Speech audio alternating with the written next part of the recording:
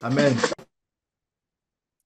Je vous salue tous au nom de Jésus et je suis très reconnaissant au Seigneur qui nous donne cette opportunité encore ce matin, ce privilège de nous approcher de lui, de venir dans sa présence et de manger la nourriture qui nous transforme, la nourriture qui nous transforme, qui nous donne la vie, la nourriture qui nous conditionne pour que nous ayons, pour que nous possédions la gloire de notre Seigneur Jésus. Amen. Le dimanche passé, nous avons commencé à regarder le sujet que j'ai intitulé Tournons-nous vers la réalité des fêtes du septième mois. Et Je c'est reste, la je fête reste. de Bon l'Esprit. Dieu. Amen. Tournons-nous vers la réalité des fêtes du septième mois et célébrons la fête de l'expiation. Le dimanche passé, il y a beaucoup de choses qui ont été dites. Et avant d'aller plus loin, je vais juste expliquer le titre. Et pour ceux qui, comme je l'avais dit, ne sont pas familiers au sujet. Et même quand ils lisent le titre et puis ils disent, mais où on va avec ça? C'est quel titre qui est compliqué comme ça? Pourquoi on ne fait pas les choses de façon simple? Amen. Justement, les choses sont simples. Que Dieu nous donne un cœur simple pour que nous puissions comprendre. Parce que ce qui est en train de se passer, pour ceux qui sont studieux, ça veut dire ceux qui, chaque jour, message après message, ils essaient de comprendre comment Dieu est en train de nous conduire, comment Dieu est en train de conduire son peuple. Ceux-là, ils vont voir que les choses sont simples. Mais pour quelqu'un qui dit, bon, à quelle heure ça va finir? Déjà, son esprit n'est plus disposé. Donc, quand on commence à lire des versets, à rajouter des choses, il est sur la fin. Donc, il n'est pas dans le message. Et imaginez-vous que dimanche après dimanche ou vendredi après vendredi, il n'est pas là. C'est un peu comme quelqu'un qui est dans une classe à qui on apprend des leçons euh, chapitre après chapitre, qui ne les révise pas, et puis qui ne sait même pas de quoi on parle. Mais quand on va quitter le chapitre A pour aller au chapitre Z, ça serait encore très compliqué. Donc, ce n'est pas parce que les choses sont compliquées, mais c'est parce que souvent, on n'arrive pas à suivre. Demandons au Seigneur de nous donner la force de suivre. Parce que les choses vont aller de dévoilement en dévoilement. Dieu a un programme. Et pourquoi ça va de dévoilement en dévoilement? Ça va de dévoilement en dévoilement jusqu'au dévoilement du mystère de Dieu. Et donc, la lumière grandit en intensité. Jusqu'à un certain moment, il n'y aura plus de mystère en ce qui concerne Dieu. Tout le mystère de Dieu nous sera dévoilé. C'est pour cela que nous devons être attentionnés pour suivre. Amen. Que le Seigneur nous donne la force de le faire. Nous avons dit le dimanche passé que Dieu a un calendrier. Et ce calendrier, c'est le calendrier spirituel, qui est le vrai calendrier de Dieu. Les hommes aussi ont leur calendrier. Les hommes ont un calendrier qui leur appartient. Les nations ont leur calendrier. Et généralement, dans une nation, le jour le plus important, c'est le jour de l'indépendance de cette nation-là. Mais Dieu aussi a un calendrier. Et dans son calendrier, il y a des fêtes. Et il y a aussi des jours qui l'intéressent, des jours qui sont importants pour lui. Mais tout ce que Dieu fait, il le fait pour lui, mais il le fait aussi pour les hommes. Dieu est le premier bénéficiaire de ce qu'il fait. Mais il a fait la grâce à l'homme d'être le bénéficiaire secondaire. Donc, quand Dieu fait quelque chose, il le fait pour lui, mais il le fait aussi pour nous les hommes. Et dans son plan de calendrier, on a vu que c'est aussi son plan de rédemption pour l'homme. C'est son plan qui va faire du bien à l'homme.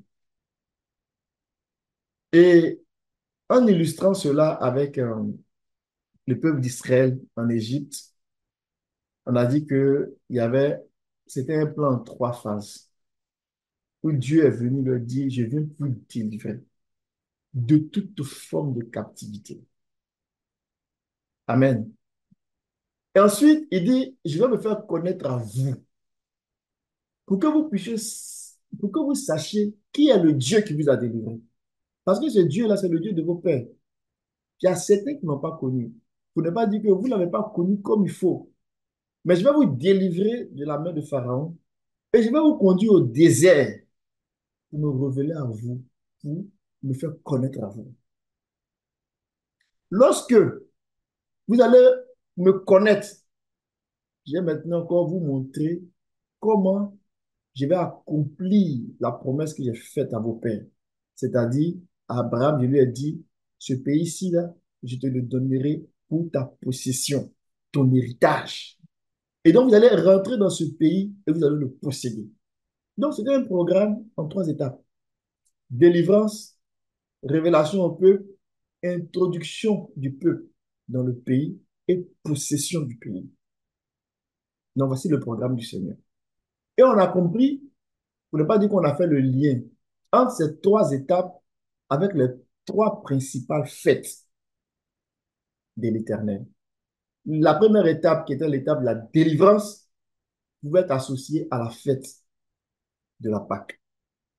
La deuxième étape où Dieu se dévoile, mais en se dévoilant, il dote, il communique la capacité, il communique le moyen, il dote les enfants d'Israël de la force, de l'intelligence, de la sagesse pour qu'ils puissent avoir tout ce qui est nécessaire pour posséder l'héritage. Donc, il communique la puissance, il communique la sagesse et la puissance à ses enfants pour aller prendre possession de l'héritage. Et cette communication de vie, ce revêtement que Dieu donne à son peuple, fait allusion à la fête de la Pentecôte ou la fête des semaines. Amen. Et donc, pour nous, l'Église, nous aussi, quand le Seigneur nous apporte l'Évangile, quand l'évangile, nous recevons l'Évangile, quand nous acceptons le Seigneur, quand nous faisons la paix avec le Seigneur, quand nous recevons le Seigneur comme notre Sauveur, on reçoit Jésus comme notre Sauveur et notre Seigneur, il est lui, il est notre Pâque. Et lui, quand nous l'acceptons, il nous introduit en lui, il nous communique aussi la force, il nous communique son esprit, il nous communique la puissance. Et ceux qui font cette expérience-là, ils font la fête de la Pentecôte. Donc, ils reçoivent la puissance, ils reçoivent la capacité. Mais ce n'est pas la fin. La fin, c'est que il nous donne son esprit comme, on va dire, un acompte. Ça veut dire, il nous donne ça comme quelque chose qui est un dépôt. Je vous dis, ce dépôt que je te donne là, c'est la preuve que je vais te donner la totalité. Et donc, quand on reçoit, quand on fait l'expérience du baptême de la Pentecôte, c'est n'est qu'une autre étape dans la marche pour aller rentrer pleinement dans notre héritage. Et donc, la dernière expérience qui est de rentrer dans le pays et de posséder le pays comme son héritage. Et c'est l'héritage de la vie éternelle. Donc, de rentrer là-dedans, ça correspond à la fête des tabernacles. Et donc, on a expliqué des principes, beaucoup de choses. Et dans le livre de Deutéronome 16, d'où est-ce qu'on a pris ça? On a dit, Deutéronome 16, mon frère, Amen, si tu es dans les conditions ou si quelqu'un d'autre est dans les conditions. Je vais y aller. OK. Dans Deutéronome 16, on ne va pas tout lire, on va prendre des bouts pour essayer de venir établir les trois fêtes. On les voit dans Lévitique 23, on le voit aussi dans Nombre, je pense 28, 29, mais prends de Deutéronome 16, verset 1. Ensuite, tu vas sauter, tu vas aller au verset 9, tu vas sauter, tu vas aller au verset 13, Et après, maintenant, tu vas lire le verset 16, s'il te plaît. Ok. Deutéronome 16, verset 1 dit ceci. Observe le mois des épis et célèbre la Pâque en l'honneur de l'Éternel ton Dieu, car c'est dans le mois des épis que l'Éternel ton Dieu t'a fait sortir d'Égypte pendant la nuit. Verset 9. Tu compteras 7 semaines. Dès que la faucille sera mise dans les blés, tu commenceras à compter 7 semaines. Verset 13. Tu célébreras la fête des tabernacles pendant 7 jours, quand tu recueilleras le produit de ton aire et de ton pressoir. Verset 16. 3 fois par année, tous les mâles d'entre vous se présenteront devant l'Éternel ton Dieu dans le lieu qu'il choisira, à la fête des pains sans levain, à la fête des semaines et à la fête des tabernacles. On ne se présentera point devant l'Éternel les mains vides. Amen. Amen. Et donc, ce verset-là, ce passage-là vient établir en fait pourquoi on parle des trois principales fêtes. Et ici, la façon dont c'est donné comme un résumé de trois principales. Mais quand on va dans Lévitique 23, au lieu de nous présenter trois fêtes, Lévitique 23 va nous présenter 7 fêtes. Et si on fait l'exercice, on voit que dans la fête, la première fête, qui est la fête dans le premier mois, le mois durant lequel ils ont fait l'expérience de la délivrance. Il y a deux autres fêtes qui se suivent. Donc, la fête des pains sans levain et la fête des prémices. C'est pour cela que ce lot-là, tout ça, ça appartient à la fête de la Pâque.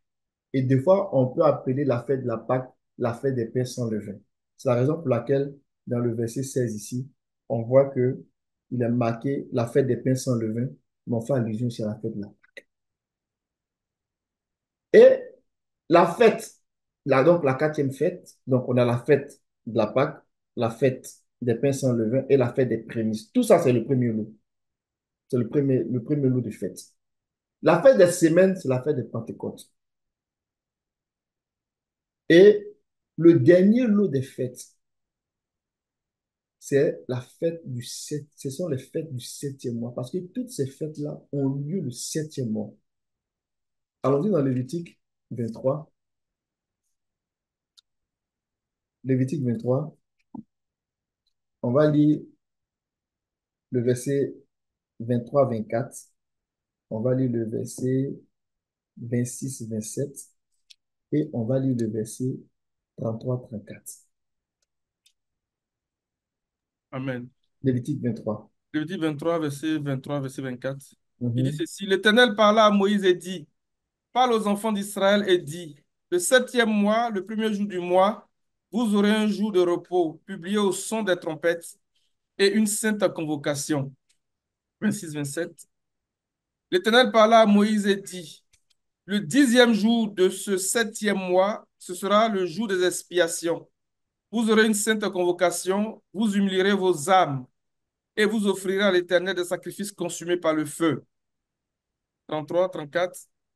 L'Éternel parla à Moïse et dit, parle aux enfants d'Israël et dit, le 15e jour de ce septième mois, ce sera la fête des tabernacles en l'honneur de l'Éternel pendant 7 jours.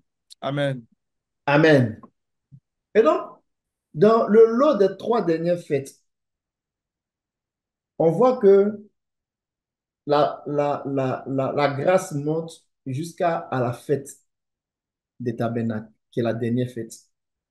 Et la fête des tabernacles, c'est la fête de la glorification. C'est à cette fête-là que Dieu est satisfait. Et quand Dieu est satisfait, il va satisfaire aussi le besoin de l'homme. C'est à cette fête-là, qui est la fête de, comme la dédicace.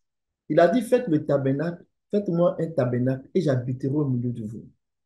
Donc, quand on rentre dans la fête des tabernacles, qui est la dernière fête, tout ce que Dieu a voulu faire, pour lequel il a donné le calendrier, cela se manifeste. Mais cette dernière fête-là, il va mettre une attention particulière là-dessus durant le septième mois. où on aura les trois fêtes. Donc, le premier jour du septième mois, on aura la fête de la sonnerie des trompettes. Le dixième jour du septième mois, on aura la fête de l'expiation. Mais ces deux fêtes-là appartiennent à la fête du tabernacle. Ça veut dire quoi? Ça veut dire que la fête du tabernacle ne peut pas être expérimentée si la fête d'expiation n'est pas expérimentée. Et la fête d'expiation ne peut pas être expérimentée si la fête des sonneries des trompettes n'est pas expérimentée. Donc, lorsqu'on rentre dans le septième mois, ça devient un mois tellement stratégique. Ça devient un mois tellement puissant. Ce n'est pas que les autres mois ne sont pas puissants. Les autres mois sont puissants. Le premier mois, il est important. Il était important que les enfants d'Israël sortent de la servitude. Mais ce n'était pas le premier niveau de repos. Ce n'était que le premier niveau de repos. Sortir de l'Égypte, là, ce n'était que le premier niveau de repos. Ce n'était pas encore le repos. Parce que le vrai repos, c'est quand Dieu est au repos et puis l'homme est au repos. Lorsque Dieu est au repos, l'homme est au repos. Mais à quel moment Dieu est au repos? Dieu est au repos lorsque l'arche de l'alliance est dans le pays et que tout autour, les nations qui entourent la nation d'Israël, ils sont soumis à Israël. Elles sont soumises à Israël. Et Israël règne depuis le fleuve de l'Euphrate jusqu'à à la mer Morte et depuis la montagne du Liban jusqu'au sud, au midi, vers l'Égypte. Aucun peuple ne peut perturber la sérénité d'Israël. Donc, quand toute la nation d'Israël est au repos et que l'arche de l'alliance est au repos, le peuple est au repos. Ils sont au repos de toutes leurs frontières. Parce que quand ils sont sortis de l'Égypte, Pharaon les poursuivait encore. Gloire au Seigneur, ils ont vaincu la mer de Pharaon. Mais entre le désert d'où ils étaient jusqu'au pays, il y avait d'autres rois qui devaient vaincre. Donc, ce n'était pas un repos final, ce n'était pas un repos assuré. Il faut aller dans le repos des repos, le repos où il n'y a aucune forme de perturbation. Ce que ça veut dire pour nous, dans la réalité de l'évangile, quand nous expérimentons la fête du tabernacle, notre repos est tel que la mort elle-même ne peut pas nous perturber. Alléluia. Notre repos est tel que la maladie, si la mort ne peut pas nous perturber, ce n'est pas la maladie qui va nous perturber. Notre repos est tel que le Seigneur vient nous délivrer de la maladie. Il vient nous délivrer de la douleur. Il vient nous délivrer du vieillissement. Et la mort elle-même, qui est, on va dire, qui est la maîtresse d'œuvre et qui gère toute la corruption, toute la servitude, qui est comme le geôlier qui met tout le monde en prison, qui a sa main mise sur tout et qui détruit tout à petit feu, jusqu'à ce que l'homme soit couché dans la tombe. La mort elle-même, là, elle est dégagée et notre repos est parfait. Et donc, quand on est en train de parler de se tourner vers les fêtes du septième mois, nous sommes en train de rentrer dans une période de temps, dans le calendrier de Dieu, où il va se dévoiler à tel point que le repos que l'homme va avoir là, ça serait un repos éternel. Et donc, quand nous parlons des fêtes, et comme les frères l'ont dit, un des points communs aux fêtes, c'est de nous donner du repos. Mais Dieu, il rentre dans son, Dieu, il est dans son repos, et nous, on rentre dans son repos avec lui. Amen. Et donc, quand on se tourne vers les fêtes de l'Éternel en général, quelqu'un qui commence à comprendre que Dieu a des fêtes, Dieu a un calendrier, c'est déjà glorieux. Parce que le plan du Seigneur va devenir de plus en plus clair pour lui. Ça, c'est un premier niveau. Quand notre intelligence s'élève, et puis nous commençons à réaliser que les fêtes qui ont lieu dans le septième mois sont très, très, très stratégiques. Ça veut dire que la manière même de s'asseoir, là, ça change. La manière de faire change. La façon dont on devient sérieux avec le Seigneur, là, ça change. Parce qu'on se dit, ah, attention, On est, on est dans le dernier virage. Amen. Donc, quand on parle des fêtes du septième mois, on parle d'une période de temps dans le calendrier de Dieu où Dieu a comme tous les projecteurs du ciel allumés. Je parle de façon imagée. Pour ne même pas qu'on rate en fait ce qu'il est en train de faire. C'est pour cela que lorsque la fête, pour ne pas dire la première fête qui, qui commence dans le septième mois, la fête de la sonnerie de trompette, quand elle commence là, sa signification spirituelle, c'est la fête de la révélation de la parole de Dieu. Ça veut dire que Dieu va prendre le temps de rappeler son alliance, de rappeler son projet, d'expliquer, de révéler les choses cachées, des choses que on n'avait pas même l'habitude de comprendre. L'Esprit vient nous donner ça de façon très ouverte, comme on a vu dans Luc 24 tantôt. Le Seigneur ouvre notre esprit jusqu'à ce que la lumière de la révélation soit parfaite. Nous voyons clairement. Et ça crée une soif en nous qui est telle que, après le premier jour du septième mois, on dit, Seigneur, on va aller au dixième jour. On veut voir ce qu'il y a dans le dixième jour. Et le dixième jour, c'est le jour de l'expiation. Là, on regarde un calendrier physique, mais comprenons que ça a été donné de façon physique pour qu'on apprécie qu'est-ce que Dieu fait. Mais lorsqu'on on commence à regarder la réalité de ces choses-là, ce n'est plus un calendrier physique où on peut compter comme ça, mais ça devient comme des saisons, ça devient comme des périodes. Et l'activité que Dieu fait dans ces périodes-là, c'est ça qui devient important pour nous. Amen. Ça veut dire quoi? Ça veut dire que quand l'Église, dans son parcours, va commencer à rentrer dans la période où il y a de plus en plus de révélations, elle va commencer à rentrer. Pour ne pas dire que lorsqu'elle rentre dans la réalité des fêtes de la sonnerie des trompettes, ça veut dire que les ministères sont tellement versés partout, en train de sonner des trompettes, des messages puissants, pour que la lumière soit intense et que le peuple de Dieu soit instruit de toute la voix du Seigneur. À tel point que un croyant pris individuellement est capable aussi d'expérimenter cette fête de sonnerie des trompettes-là. Ça veut dire que quand il commence à méditer chez lui, et puis il ouvre les Écritures, et puis il prie, il ne fait pas beaucoup d'efforts. La lumière commence à venir, la lumière grandit. Il commence à voir distinctement ce que Dieu est en train de faire. Jusqu'à ce que, fête après fête, on arrive au point culminant. Amen. Dans le livre de Lévitique 25 qu'on a lu, nous dit que le dixième jour, c'est la fête de l'expiation. Le quinzième jour, c'est la fête.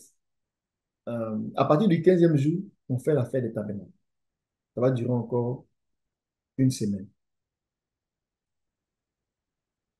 Quand on regarde, donner une illustration encore, dans 1 roi 8, pendant que je passe, ça me vient à l'esprit. 1 roi 8, le verset, peut-être verset 5.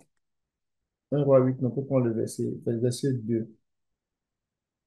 1 roi 8, le verset 2. Amen. Tous les hommes d'Israël se réunirent auprès du roi Salomon au mois de Tanin, qui est le septième mois pendant la fête. Amen. Amen. Ce mois-là, Étanim, qui est le septième mois pendant la fête, dans le dictionnaire Strong, on dit que c'est le mot Étanim, ça veut dire plus constante. Ça veut dire que quand on rentre dans la septième mois, le septième mois, Dieu commence à envoyer la pluie de façon constante. La pluie de l'esprit et la pluie de la parole. Jusqu'au déluge. Alléluia. La pluie commence à venir de façon constante jusqu'au déluge. Et quand on arrive au déluge, il y a un point de basculement. Cette pluie-là va devenir comme des tornades, des grêles, pour commencer à rentrer dans la période du jugement. C'est pour cela qu'au temps de Noé, il y a eu déluge. Mais eux, ils sont rentrés dans l'arche. Et après, c'est devenu déluge, c'est devenu jugement pour ceux qui n'ont pas cru. Et quand vous regardez le calendrier physique d'Israël, vous allez voir que c'est à partir du septième mois que la pluie commence à tomber. Et quand la pluie commence à tomber au septième mois, et dans les semaines qui vont suivre, là, cette pluie tombe jusqu'à... Après, ça devient une pluie abondante. Et après, on commence à avoir les orages, les grêles et tout, jusqu'à ce que, bon, le cycle finit. Même la nature nous parle de ce que Dieu est en train de faire. Donc, nous allons, quand nous rentrons dans la fête du septième mois, et anime, le Seigneur commence à envoyer la pluie de façon constante. Il envoie la pluie de sa parole. Il envoie la pluie de l'Esprit de façon constante. Il ne va plus s'arrêter jusqu'à ce qu'on rentre dans le déluge. Jusqu'à ce que lui-même, là, il vienne comme la pluie même. La dernière pluie pour sceller le travail. Alléluia. Et donc, il y a une parole du Seigneur qui va venir nous montrer que dans ces trois fêtes du septième mois-là, quand on a dit, le thème de notre étude, c'est tournons-nous vers les fêtes du septième mois et célébrons la fête de l'expiation. Avant d'aller plus loin, il y a quelque chose que nous devons saisir par rapport à la fête de l'expiation. Parce que avant qu'on ne fasse l'apothéose, la finale, la célébration, la dédicace du tabernacle, la fête de l'expiation, Dieu va faire un travail particulier à la fête de l'expiation. Allons-y restons dans Lévitique 20, par exemple, dans Lévitique 25, et on va voir une déclaration qui est vraiment importante. Le verset 8 au verset 10. Tu compteras 7 sabbats d'année, 7 fois 7 années, et les jours de ces 7 sabbats d'année feront 49 ans. Le 10e jour du 7e mois, tu feras retentir les sons éclatants de la trompette. Le jour des expiations, vous sonnerez de la trompette dans tout votre pays. Verset 10. Et vous sanctifierez la 50e année. Vous publierez la liberté dans tout le pays pour tous ses habitants. Ce sera pour vous le jubilé. Chacun de vous retournera dans sa propriété et chacun de vous retournera dans sa famille. Amen. Amen. Que le Seigneur nous donne de l'intelligence pour qu'on puisse apprécier le langage. Amen. On voit que il y a beaucoup de choses qui sont dites. Par exemple, on a la semaine et le sabbat, c'est on va dire le septième jour de la semaine, le repos. Mais dans l'année aussi, le Seigneur s'est fait. Mais dans tout ça là, il cherche le repos. Il a laissé l'année. Il va venir chercher même des années, des semaines d'années. Et il va dire non, qu'il y a un autre niveau de repos là, qu'on appelle le jubilé. Mais tout ça, c'est une façon de parler aux hommes, en fait, de ce qu'il est en train de faire. Et il donne une image du jubilé. Il dit le jubilé, là, il faut compter 7 fois 7. Donc, on est dans 49 ans. Et donc, la 50e année, là, ça sera appelé l'année du jubilé. L'année du jubilé, dans le langage qui appartient à l'Église, là, c'est l'année de la grâce. C'est l'année où le Seigneur vient briser toute forme de captivité. En fait, il vient annoncer aux hommes que vous êtes délivrés de toute forme de servitude. L'année du jubilé, c'est l'année où le Seigneur nous délivre de tous les liens. Il annonce une bonne nouvelle. L'année du jubilé, c'est vraiment une année de repos. Imaginez-vous, pour nous qui sommes dans les pays développés ici, où on connaît un peu ce que c'est que la dette, surtout les dettes hypothécaires, c'est la plus grosse dette en général qu'un ménage peut contracter. Mais imaginez-vous que on vous dit que, sachant que normalement, quand tu prends ce genre de dettes-là, ça peut varier selon ton contrat. Ça peut aller de 25 ans jusqu'à 35 ans. D'autres même là, ça peut aller plus que ça. On peut repousser. Mais tu paies les intérêts, tu paies encore le capital. C'est très lourd. Parce que quand tu reçois ton salaire, tu n'as même pas le temps même de faire des autres dépenses et puis tout va là-dedans. Et imaginez-vous que quelqu'un travaille pendant 25 ans ou bien pendant 30 ans. Et puis tout le temps, la banque vient chercher. Ouais. Et puis il n'est même pas sûr, même peut-être même de pouvoir en finir de payer. Parce que là, il ne faut pas qu'il tombe malade. Il ne faut pas qu'il arrête de travailler, qu'il perde ses revenus. Donc imaginez-vous qu'on vient vous annoncer que votre dette hypothécaire là, elle est remise à zéro. Bon, ça c'est encore des choses Chanel. Mais imaginez quelqu'un qui est malade, qui a le cancer. On lui dit, mon ami, tu as 3 jours. Tous les diagnostics là montrent qu'il te reste 3 jours. C'est une forme de captivité, la maladie. On vient t'annoncer que mon ami, à partir d'aujourd'hui, là, prends ton lit, lève-toi et marche. Le cancer est parti au nom de Jésus. Les morts ressuscitent. Les boiteux sont guéris. Les malades sont guéris. Les gens, la vie renaît. La vie vient, se manifeste. Et c'est ce que le Seigneur est venu annoncer quand il a commencé son ministère. Mais Lévitique nous dit, la 50e année, là, ça commence à la 49e année. Ça commence au 7e mois de la 49e année. Ça commence exactement le 10e jour du 7e mois de la 49e année. C'est là qu'on commence à proclamer l'année du jubilé. Regardez le verset 9. Le 10e jour du 7e mois, tu feras retentir les sons éclatants de la trompette le jour des expiations. Vous sonnerez de la trompette dans tout votre pays. Donc, ce n'est pas anodin. Ce n'est pas comme ça que le Seigneur est venu choisir, a choisi ce jour-là pour proclamer le jubilé euh, qui va suivre. Il a choisi dans le 7e mois, le 10e jour, le jour de l'expiation, pour proclamer le jubilé. C'est pour cela que nous disons, avec l'autorité de la parole, que l'année de grâce que le Seigneur est venu annoncer dans Luc 4, en s'inspirant des paroles d'Ésaïe 61. On n'a pas beaucoup de temps, mais on va le lire parce que c'est fondamental pour la suite. On va le lire sans trop faire de commentaires. Si tu veux prendre Ésaïe 61, tu lis le verset 1 et la première phrase du verset 2. Alléluia. Amen. L'Esprit du Seigneur, l'Éternel est sur moi, car l'Éternel m'a oint pour porter de bonnes nouvelles aux malheureux. Il m'a envoyé pour guérir ceux qui ont le cœur brisé, pour proclamer aux captifs la liberté et aux prisonniers la délivrance, pour publier une année de grâce de l'Éternel. Amen. Amen. Dans des termes pratiques, quand on lit l'évangile dans Luc 4, Ésaïe avait déjà vu le jour du Seigneur.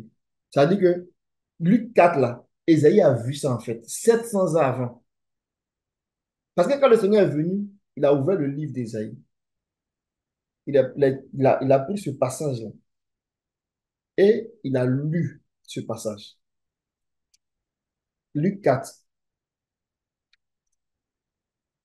prends le verset, Amen. 17 au verset 20. Alléluia. Et on lui remit le livre du prophète Ésaïe. L'ayant déroulé, il trouva l'endroit où il était écrit, l'Esprit du Seigneur est sur moi, parce qu'il m'a oint pour annoncer une bonne nouvelle aux pauvres. Il m'a envoyé pour guérir ceux qui ont le cœur brisé, pour proclamer aux captifs la délivrance et aux aveugles le recouvrement de la vue, pour envoyer libres les opprimés, pour publier une année de grâce du Seigneur. Verset 20.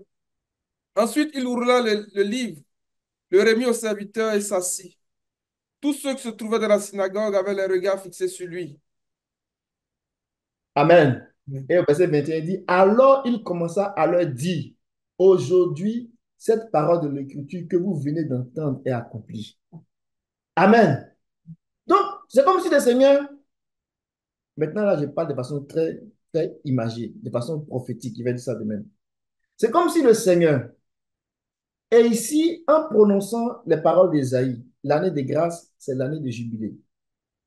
C'est l'année où toutes nos dettes sont remises à zéro. Les dettes de péché, de maladie, tout est remis à zéro. C'est pour ça qu'on appelle l'année de grâce, l'année du jubilé. C'est son autre nom. Christ est venu avec la grâce et la vérité. C'est l'année de grâce. Et donc, lui, il lit ce qu'Ésaïe a dit. Mais au moment où il lit ça, c'est, il vient, c'est comme si il va rentrer dans son ministère. Parce qu'au chapitre précédent, il vient d'être baptisé et il a reçu l'Esprit. Il allait dans le désert et il vient maintenant pour commencer son travail. Et quand il vient, il déclare ses paroles. Ce que ça veut dire pour nous, c'est comme si le Seigneur, il vient vers nous pour proclamer l'année de jubilé, l'année de grâce, mais en accord avec l'Ancien Testament, pour proclamer, pour sonner l'année de grâce là. C'est le 10e jour du 7e mois de la 49e année. Donc c'est comme si le Seigneur, il vient proclamer que on est en train de rentrer en même temps dans le jour de l'expiation, mais on rentre dans le jour de grâce. Là, vous comprenez que maintenant qu'on parle de jour, ce n'est plus une affaire de 24 heures, c'est une affaire de période. Et donc, je donne cet exemple-là pour dire que la journée de l'expiation, dans son accomplissement dans le Nouveau Testament, c'est la porte par laquelle le Seigneur rentre pour venir annoncer tout ce qu'il va faire. Donc, de ce point de vue-là, la journée de l'expiation, quand bien même que c'est la 6e fête, mais elle apparaît comme la fête qui pose le décor, la fête la plus grande. Parce que s'il n'annonce pas que je vous dis que je viens pour vous faire du bien, je viens pour vous délivrer, je viens pour vous annoncer une année de grâce, une année de jubilé, je viens pour vous annoncer une année de délivrance. S'il n'a pas dit ça là, il ne peut rien faire. Donc, il pose le cadre. Et il pose ce cadre-là en annonçant l'année de jubilé. Mais les Écritures nous montrent que tu ne peux pas annoncer l'année de jubilé en dehors du jour de l'expiation. Donc, on comprend que la fête de l'expiation, aux yeux du Seigneur et du point de vue de l'homme, est une grande fête qui est comme une porte, pour ne pas dire qu'elle est la porte par laquelle Dieu va passer pour venir distribuer les grâces, les dons de la grâce, accorder les bénédictions. Amen. Donc, alors que on se tourne vers la fête du 7e mois, on va faire un zoom particulier sur la fête de l'expiation, sur la période qui est donnée pour l'expiation, pour bien apprécier le travail de la dédicace, de la glorification. Amen. Et donc, si on essaie d'aller un peu plus loin, on va comprendre que quand on rentre dans les fêtes du 7e mois, Dieu a une préoccupation. Si je peux dire ça comme ça. Dieu a, j'ai failli dire un concern. Dieu n'a pas comme une inquiétude, mais Dieu a quelque chose dans le cœur qu'il doit réaliser. En plus de ça, quand on se met dans le contexte de l'Église de la fin des derniers temps, l'Église de la fin, il y a une deuxième préoccupation qui vient se rajouter. Pourquoi? Parce que l'Église de la fin des derniers temps, l'Église de la fin des temps, c'est une Église, on ne pas dire c'est l'Église qui est sortie ou qui est appelée à sortir de Babylone. Et donc, le fait qu'elle doit sortir de Babylone, ou du moins le fait qu'elle soit allée en Babylone, elle soit allée en captivité à Babylone, Dieu ne peut pas faire son travail. Pourquoi? Parce que ce n'est pas dans la captivité là-bas que les promesses du Seigneur vont s'accomplir. Il faut que le peuple sorte, retourne à Jérusalem pour pouvoir expérimenter le travail que Dieu va faire durant la période, la période du septième mois. C'est pour cela que le contexte du livre de Esdras, Néhémie, ça nous permet de bien apprécier que pendant le septième mois là, pour ce qui concerne la réalité de l'Église, le Seigneur va s'assurer que toutes les conditions sont remplies avant de s'engager dans le travail qui concerne les fêtes du septième mois. Je vais le redire encore. En temps normal, quand on rentre dans les fêtes des septième mois, là, c'est un programme qui doit se dérouler. La fête de la sonnerie des trompettes, la fête de l'expiation et la fête des tabernacles. En temps normal, c'est comme ça que ça se déroule. Mais en plus du fait que le peuple s'est éloigné de sa terre, du lieu où la fête doit se dérouler, il y a un travail supplémentaire qui vient s'ajouter. Il faut reconstruire le temple comme c'était avant là. Il faut que les choses soient à leur place avant que la fête, pour ne pas dire que, avant que le déroulement de la fête ait lieu. Et donc, quand on va lire dans les expériences d'Israël du retour de Babylone, on voit que le Seigneur a pointé un regard particulier sur les fêtes du septième mois pour s'assurer que les éléments sont en place, les conditions sont en place pour que le peuple, quand ça va venir, le peuple puisse expérimenter ce qu'il a prévu pour lui. Pour que son peuple puisse expérimenter ce qu'il a prévu. Mais si les éléments ne sont pas en place, le Seigneur ne peut pas aller plus loin. Et c'est pour ça que Daniel a commencé à prier. Daniel a prié, il a dit, Seigneur, tu as dit que tu allais nous restaurer, tu allais nous visiter. Après 70 années de captivité, on doit sortir de Babylone, retourner à Jérusalem, reconstruire la ville, reconstruire le temple, parce que tu dois nous visiter. Et quand David et Daniel priaient de la sorte, il y a un ange qui est venu voir Daniel. On va lire dans Daniel 9, le verset 24 à 27. Il est venu voir Daniel et il va dire quelque chose à Daniel. Daniel Amen. 9, 24 à 27. Tu peux prendre la version Semeur, s'il te plaît, mon frère. Alléluia. Amen. Une période de 70 septaines a été fixée pour ton peuple et pour ta ville sainte, pour mettre un terme à la révolte contre Dieu et pour en finir avec les péchés, pour expier la faute et pour instaurer une justice éternelle, pour accomplir vision et prophétie et pour conférer l'onction au sein des saints. Verset 25. Voici donc ce que tu dois savoir et comprendre. Depuis le moment où le décret ordonnant de restaurer et de rebâtir Jérusalem a été promulgué jusqu'à l'avènement d'un chef ayant reçu l'onction, il se coulera 7 septaines et 62 septaines.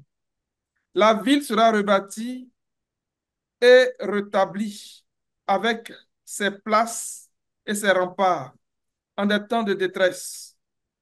À la fin des 62 septaines, un homme ayant reçu l'onction sera mis à mort, bien qu'on ne puisse rien lui reprocher. Quant à la ville et au sanctuaire, ils seront détruits par le peuple d'un chef qui viendra, mais sa fin arrivera provoquée comme par une inondation et jusqu'à la fin. Séviront la guerre et les dévastations qui ont été décrétées. Verset 27. Loin conclura une alliance ferme avec un grand nombre pendant une septaine, et à la moitié de la septaine, il fera cesser le sacrifice et l'offrande. Dans le temple sera établie l'abominable profanation, et cela durera jusqu'à ce que l'entière destruction qui a été décrétée s'abatte sur le dévastateur. Amen. Il y a tellement de choses à dire ici, là. Et si je rentre là-dedans, maintenant, on va s'éloigner beaucoup. Le verset que je vais donner, si je vais le paraphraser, le passage, je vais le paraphraser pour aller un peu plus loin rapidement parce que le temps est en train de couler. Daniel était quelqu'un qui était dans la captivité, un prophète qui était en captivité, qui était là-bas à Babylone, mais qui a vu dans les livres que ce qui a été annoncé par le prophète Jérémie au sujet de 70 ans qui avaient été comme fixés jusqu'à ce que le peuple se rende compte de leurs péchés et qu'ils reviennent au Seigneur. Daniel a commencé à fuir dans le livre et puis il a dit, Seigneur, mais c'est arrivé, pourquoi on est encore ici? Et l'ange vient, il dit, depuis que tu as eu à cœur de comprendre ces choses, que Dieu nous donne de le chercher comme Daniel a cherché. Et puis qu'il nous visite aussi, qu'il nous dise, depuis que tu as eu à cœur de chercher à comprendre, je viens vers toi, comme il a fait pour Daniel. Mais quand il est venu vers Daniel, il devait dire à Daniel simplement, je parle à la manière des hommes, 70 ans c'est arrivé, commence à amener des bagages, vous allez retourner. Il vient et dit, en fait, les 70 ans là, il y a encore un autre mystère là-dedans. Ça parle de 70 semaines. Mais avant qu'on ne rentre dans tout ça là, je vais venir vous visiter. La personne que j'ai choisie, je vais l'envoyer pour vous visiter. Il va venir faire un travail. Il va venir faire quoi? Au verset 24, on peut résumer ça simplement. Il dit, il va venir pour faire un véritable travail, un travail parfait par rapport à l'expiation. Il va rendre véritable et parfaite l'expiation de l'iniquité. Il va faire cesser la rébellion. Il va mettre un terme au péché et il va expier le péché. Pour que quoi? Pour que on puisse connaître la véritable justice. Il va introduire la justice éternelle. Il va accomplir tout ce que les prophètes ont dit et la vision. Il va les comme rassembler pour dire, vous voyez, tout ce que les prophètes ont dit là, voici comment ça va finir. Et il va confirmer l'alliance. Et donc, Daniel a reçu un autre message qui envoyait, qui faisait que Dieu avait un autre projet. Mais il dit, pour que ça arrive là, il faut que Jérusalem, il faut que le temple soit rebâti. Parce que vous êtes dans une condition où vous ne pouvez pas faire l'expérience parfaite de l'expiation. Vous êtes à l'étranger. Ce n'est pas possible. Vous vivez dans un autre territoire. Je ne peux pas intervenir là-bas. C'est pour cela que je vais faire quelque chose. Je vais vous ramener d'abord sur la terre d'Israël. Et il faut que le temple soit rebâti. Numéro un. Il faut que la ville soit rebâtie. Numéro 2, il faut que les murailles qui entourent la ville soient rebâties. Que chaque Israélite, le peuple juif qui est en captivité là, que chacun revienne dans ses villes, que tout le monde soit bien installé. À partir de ce moment-là, je vais commencer à vous visiter. Parce que je ne peux pas faire, je ne peux pas déployer les bénédictions qui appartiennent au fait du septième mois si vous n'êtes pas retourné si vous ne retournez pas à Jérusalem. On va lire quelques versets et ça vous permet de bien comprendre pourquoi il fait l'emphase là-dessus. Quand le Seigneur a libéré cette parole-là, il va susciter trois puissants rois qui vont prendre trois décrets pour confirmer sa fidélité auprès du peuple. Et pour dire au peuple que ce que je vous ai dit, on doit rebâtir là. C'est une chose là, je sais pas. Ne dites pas non, on va rester ici à Babylone, on va faire ça quand même. Non. Dieu a suscité trois rois Et chacun d'eux a affirmé, a pris des décrets pour dire retournez et rebâtissez la maison de l'Éternel. Pourquoi? Parce que le Seigneur ne peut pas aller plus loin si la maison n'est pas rebâtie. Allons-y on va peut-être lire ce verset-là pour confirmer ça. Prenons Esdras 6, 14. C'est arrivé, hein. Que le Seigneur nous Amen. protège. Esdras 6, verset 14. Mhm. Et les anciens des Juifs bâtirent avec un succès, selon les prophéties d'Agé, le prophète, et de Zacharie, le fils d'Ido. Ils bâtirent et achevèrent d'après l'ordre du Dieu d'Israël et d'après l'ordre de Cyrus, de Darius et d'Artaxerxès, roi de Perse. Amen. Amen. Faites l'exercice, lisez le livre d'Esdras et puis de Néhémie. Écoutez ça en boucle. C'est vraiment intéressant. Il a suscité trois rois. Chacun devait prendre des décrets. Vous dit, cette maison, on va rebâtir. Puis moi-même, là, je vais mettre tout ce qu'il faut. Je vais mettre mon argent là-dedans. Que ce sont les impôts de la province là qui vont rebâtir ça. Pour le Dieu des cieux. Ça, c'est pas étonnant, ça. Avant même que Cyrus, le premier des rois qui devait prendre le décret là, Ésaïe l'avait déjà vu dans son jour. Ésaïe avait déjà vu que qu'ils allaient dans la captivité là, Dieu va susciter son serviteur Cyrus. Ça nous montre à quel point c'est nécessaire dans le plan de Dieu de rebâtir la maison. Prenons pendant qu'on est dans Esdras, là, prenons le verset, chapitre 9, verset 8 à 9.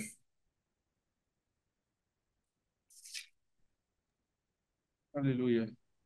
Esdras 9, verset 8, 9. Mhm. Et cependant, l'Éternel, notre Dieu, vient de nous faire grâce en nous laissant quelques réchappés et en nous accordant un abri dans son saint lieu, afin d'éclaircir nos yeux et de nous donner un peu de vie au milieu de notre servitude. Car nous sommes esclaves, mais Dieu ne nous a pas abandonnés dans notre servitude. Il nous a rendus les objets de la bienveillance des rois de Perse pour nous conserver la vie afin que nous puissions bâtir la maison de notre Dieu et en relever les ruines et pour nous donner une retraite en Juda et à Jérusalem. Alléluia. Alléluia! Amen. Oh, c'est glorieux, les Écritures sont vraiment merveilleuses. Voici ce qu'il va dire. Il dit ici que s'ils restaient à Babylone, ils allaient disparaître. Mais Dieu avait un plan pour eux, un plan pour nous. Je vous dis, mes amis, l'église de 2024, tel que le système d'église aujourd'hui, hmm, si Dieu nous laissait dans le système de Babylone, l'église allait disparaître. L'église allait disparaître. De façon physique même là, on voit comment certains lieux de culte sont rasés et puis on construit des maisons. C'est rangé même dans les affaires de culture en fait. Mais le Seigneur ne va pas permettre ça. C'est pour cela que depuis des siècles, il a commencé à faire sonner la tempête pour que son peuple sorte des systèmes de Babylone. Ça, en vertu de ce verset-là. D'ailleurs, l'aspect prophétique de ce verset-là, c'est-à-dire que Dieu a laissé des rescapés. Il a laissé un faible reste. Même s'il voyait son peuple dans la servitude, il a laissé un faible reste. Et il a permis qu'on ait grâce aux yeux de ces rois-là, qui sont comme une image aussi du Seigneur. Quoique, il n'est pas de ces nations, mais qui permet de rebâtir le temple, de rebâtir la maison, pour que le travail soit possible. Le travail qui appartient au septième fête, pour que ce soit possible, Dieu va permettre que ces rois-là s'élèvent et puis qu'ils accompagnent le peuple pour rebâtir. l'église. Parce que il veut bénir. Il ne peut pas bénir s'il n'y a pas de temps. Il ne peut pas bénir si les villes ne sont pas construites. Il ne peut pas bénir si la muraille n'est pas construite. Et c'est à cela que Esdras, Néhémie, c'est à ça qu'ils vont travailler. Mais autour du septième mois, ils vont avoir les yeux fixés sur les bénédictions qui appartiennent à ce mois. Regardez un exemple plus concret. Quand ils sont arrivés, la première année, ils sont retournés. Prends Esdras chapitre 2, du verset 70, et tu vas lire le verset, chapitre 3, tu vas lire le verset 1.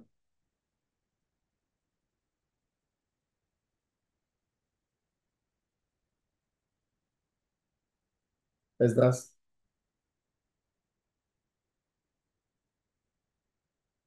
Amen. Chapitre 2, verset 70. Mhm. Les sacrificateurs et les Lévites, les gens du peuple, les chantres, les portiers et les Néthéniens s'établirent dans leur ville. Tout Israël habita dans ces villes. Amen. Amen. Amen. Israël habita dans ces villes. Pourquoi? Verset 1 du verset 3, chapitre 3. Le septième mois arriva et les enfants d'Israël étaient dans leur ville. Alors le peuple s'assembla comme un seul homme à Jérusalem. Amen. Amen. Voyez, ce qu'on vient de vivre ici, là, c'était l'année où ils sont revenus. Parce que quand on va au verset 8, on nous parle de notre expérience la seconde année. Si, si on va dans le chapitre, dans le livre de Néhémie, la même expérience du septième mois va être vécue, mais à une autre époque. Pas dans la même année, pas au même moment, à une autre époque, à une autre date. Regardez par exemple le chapitre 6 de Néhémie, prends le verset 73. Et après, tu vas lire le verset 1 du chapitre 8. Néhémie 8, verset 73. Mhm. Dans Néhémie 8, il n'y a pas de Dans Néhémie 7, là, la 73. 7. 7, ok.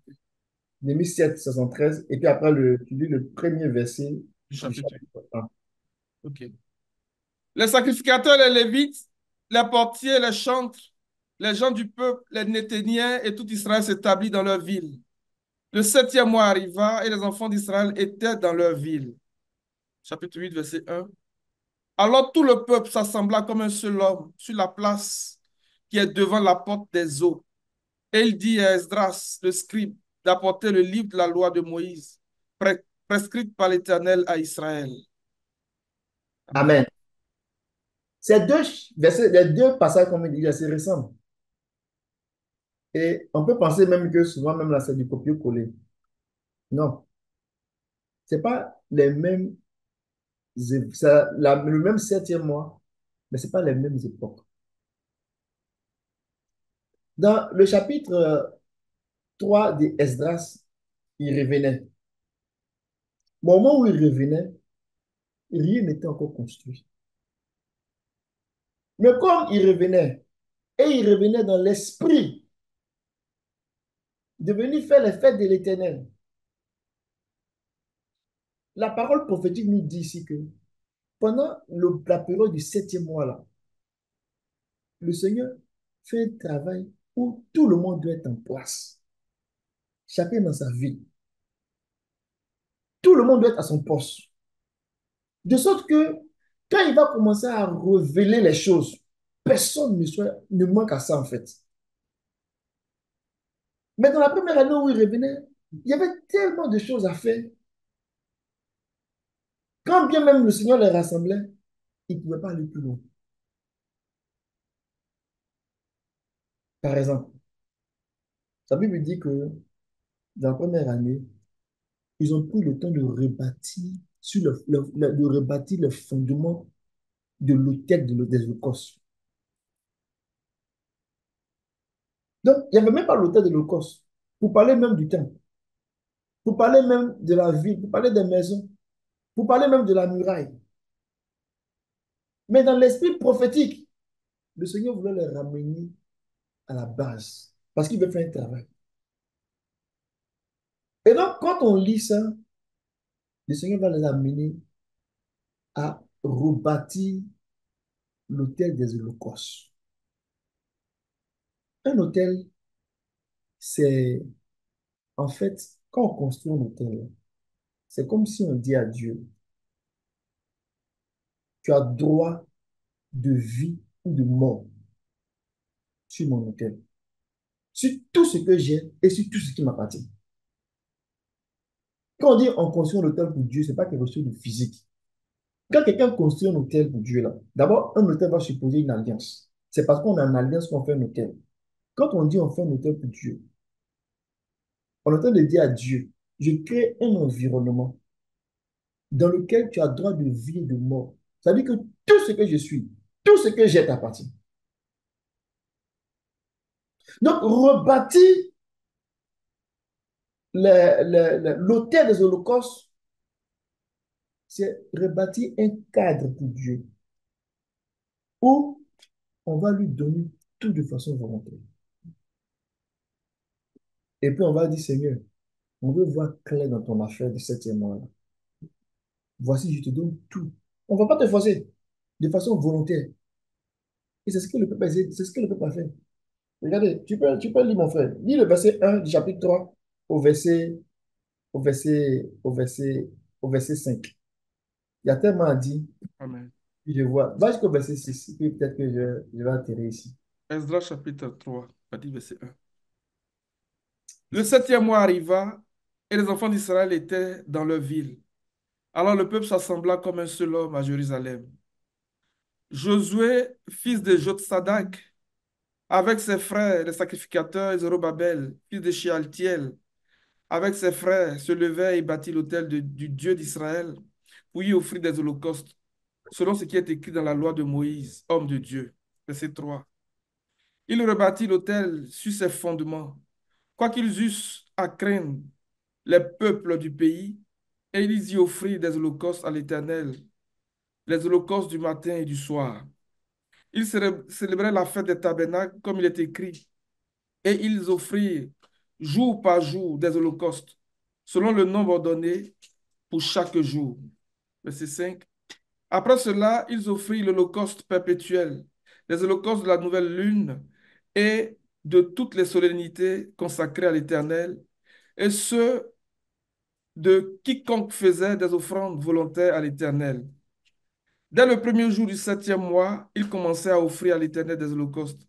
Cependant, les fondements du temple de l'Éternel n'étaient pas encore posés. Amen. Vous voyez, ils étaient dans une situation où on n'avait pas encore posé les fondements. Le plan que Daniel a donné là, je vais vous visiter, je vais faire un grand travail d'expiation au milieu de vous. Je vais envoyer celui que j'ai oint pour venir faire une grande expiation au milieu de vous. Mais ça prend que la maison soit rebâtie. Et quand on lit dans Zacharie, Zacharie aussi a pleuré. Il dit, mais Seigneur, jusqu'à quand la maison sera rebâtie? Tu as dit, ce sont 10 ans. Ce sont 10 ans sont arrivés. Jusqu'à quand ça sera rebâti? Le Seigneur dit, je retourne encore à Jérusalem. Je retourne à nouveau à Jérusalem. Je ferai de ce lieu-là ma demeure. Et donc, le Seigneur ne peut pas aller plus loin si ce n'est pas rebâti. Mais quand il revient de la captivité, quand bien même il rentre dans la période du septième mois, il y a des choses, il y a des préalables, il y a des prérequis. Il n'y avait même pas même de terre. Donc, il fallait rebâtir l'autel des holocaustes sur le fondement de l'ancien hôtel qui était là.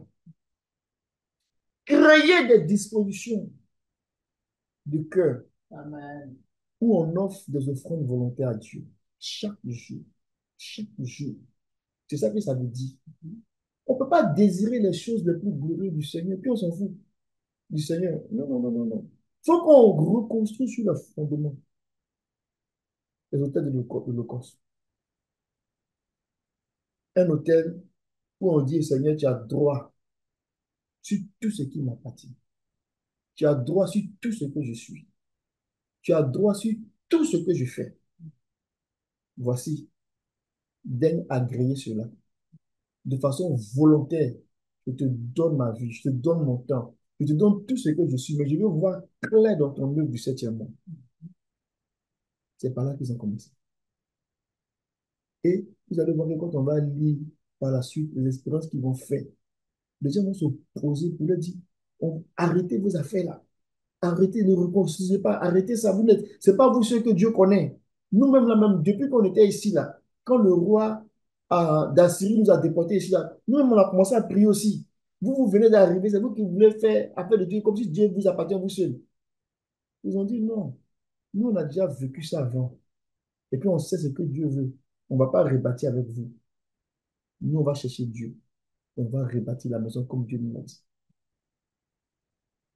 Quand on arrive dans Néhémie, le septième mois là-bas, ils ont tellement progressé dans la reconstruction. Ils étaient arrivés au stade où ils avaient déjà fini de bâtir même les murailles. On va le lire et puis on va arrêter aujourd'hui. Néhémie,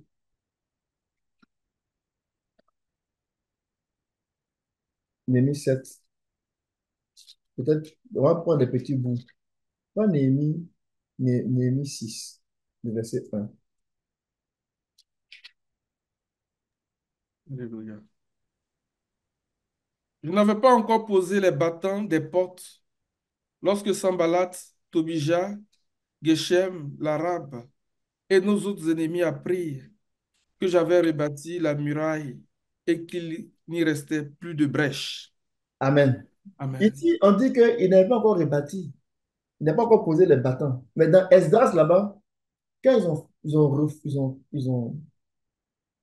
ont refondé, on va dire ça comme ça, hein. Ils ont fait la fondation de l'autel de l'Holocauste. Ils ont mis le fondement aussi du temple et puis ils ont achevé le temple. Mais il fallait continuer à faire le travail pour toute la reconstruction. Et il dit ici, il est en train de nous expliquer qu'il n'avait pas encore mis les bâtons. Parce que dans les murailles, là, il fallait les bâtons. Il n'avait pas encore mis, posé les bâtons des portes. On avait des portes dans les murailles. Il n'a pas encore mis des bâtons. Quand nos ennemis sont venus pour nous créer des problèmes. Lis au verset 15 du même chapitre, s'il te plaît. Alléluia. La muraille fut achevée le 25e jour du mois d'Élul, en 52 jours. Amen. Donc, il n'avait pas encore mis les bâtons. La muraille fut achevée. Quand on vient au chapitre 7, le verset 1, Il dit, lorsque la muraille fut rebâtie et que j'eus posé les battants des portes, on était dans, on établit dans leurs fonctions les portiers, les chantres et les lévites. Amen. Amen. Maintenant, tu sautes, tu vois au verset 66. L'assemblée tout entière était de 42 360 personnes, sans compter leurs serviteurs et leurs servantes, au nombre de 7 337. C'est bon. Maintenant, voici verset 72. Le reste du peuple donna 20 vingt 000. mille Non, verset d'arics d'or. 73. Verset 73. Les sacrificateurs et les lévites, les portiers et les chantres, les gens du peuple et les nétiens, et tout Israël s'établit dans leur ville. Amen. Vous voyez la progression? Et c'est alors qu'on dit le septième mois arriva. Ce septième mois arriva, il est différent du septième mois arriva au temps de Esdras, chapitre 3. Donc, il y a eu une progression, il y a un cycle qui revenait à chaque fois. Mais les yeux étaient sur le septième mois. Qu'est-ce que Dieu va faire? Et quand chaque septième mois arrive, on s'attend à ce que Dieu fasse quelque chose de particulier parce que ce mois-là, il y a une grande bénédiction. Donc, en parlant du septième mois, on est en train de parler d'une période de temps où Dieu a beaucoup de choses. Pour ne pas dire où Dieu est en train de révéler les derniers aspects de son plan. Cette réalité pour nous aujourd'hui, là, c'est que Dieu est en train de révéler dans le septième mois spirituel de l'Église les derniers aspects de son plan pour aller faire la fête de la dédicace, la fête de la glorification, la fête des tabernacles, la fête en fait où notre corps va changer, où nous allons posséder la gloire du Seigneur. Mais il ne peut pas faire cette fête-là dans une situation où le temple est délabré, où la maison est délabrée, où il n'y a pas de muraille, il n'y a pas d'autel, il n'y a pas de fondement. Quand on parle de fondement du temple, là, on parle des doctrines de Christ qui doivent être prêchées pour nous donner des fondements solides. Parce que le temple, ce n'est pas un temple physique. C'est la maison du Seigneur que nous sommes. Et donc, alors que nous nous approchons du septième mois, il y a des prérequis qui doivent être mis en place. Il y aura des combats, il y aura de la résistance. Mais l'histoire et l'expérience des Néhémie et des Esdras là, a montré comment Dieu les a soutenus et ils sont passés au travail de leurs ennemis. Parce qu'ils avaient les yeux fixés sur la célébration du septième mois, les fêtes du septième mois. Donc, alors qu'on est en train de regarder ça, le Seigneur est en train de nous interpeller. Vous dites qu'aujourd'hui, on parle des fêtes du septième mois parce qu'on est en train de parler des derniers aspects du plan de rédemption. Mais ça requiert des conditions. Il faut que tout le peuple soit assis chez lui, dans sa maison, dans sa ville. Que les sacrificateurs soient à leur poste. Que chaque maison soit stable. Il ne faut pas que la ville soit là et puis il y a des maisons qui ne sont pas construites.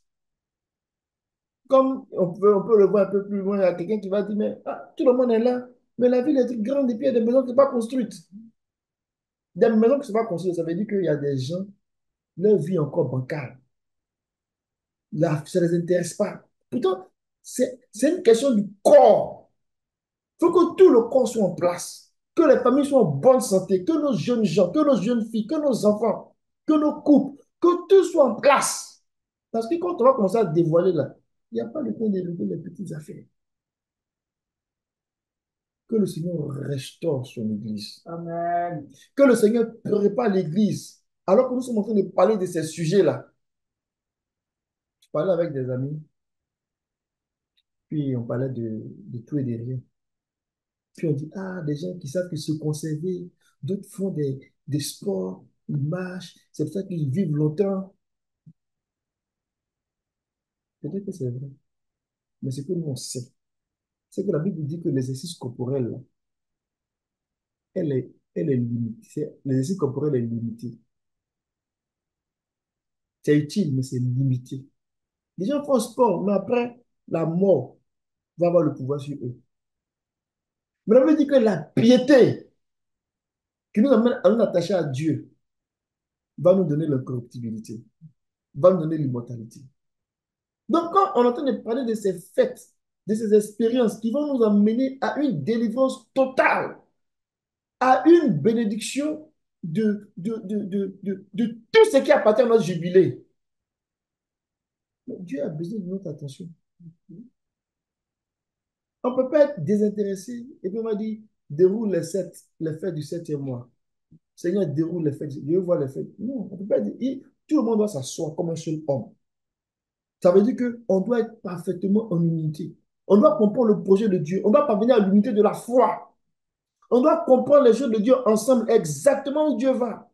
De sorte que quand on va commencer à multiplier les programmes de jeûne et de prière, quelqu'un ne va pas dire, c'est la même là, fais la même là, ça ne finit pas. Parce qu'il n'a pas compris où on s'en va. Mais quand on sera tous attachés au même niveau, comprendre qu'on est en train de prendre un virage des derniers aspects, on sera prêts, nous tous, à payer le prix pour se préparer à rentrer là-dedans. Mes amis, je vais m'arrêter là pour aujourd'hui. Le Seigneur est au travail et il est en train de dérouler le cycle des fêtes du septième mois. Créons les conditions pour que les choses nous parviennent de façon très claire. Le message qu'on a commencé à prêcher sur la résurrection, c'est pas qu'on l'a oublié, hein, on n'a pas oublié ça. C'est de ça qu'on est en train de parler même. Le message qu'on a commencé à parler depuis sur l'incorruptibilité, on n'a pas oublié, c'est de ça qu'on est en train de parler. Le Seigneur est en train de zoomer des aspects, de les rendre beaucoup plus clairs dans notre esprit, mais la besoin de notre collaboration. La semaine prochaine, si Dieu Seigneur fait grâce, on va rentrer dans cet aspect particulier de la fête de l'expiation, qui est comme un socle quelque chose de puissant pour ces, pour ces fêtes du septième mois, pour encore apprécier qu'est-ce que Dieu est en train de faire aujourd'hui qui nous appartient. Que le Seigneur soit béni. Et pardonnez-moi pour avoir étiré un peu ce que je voulais attirer sur ce point. Amen. On va prier. Alléluia.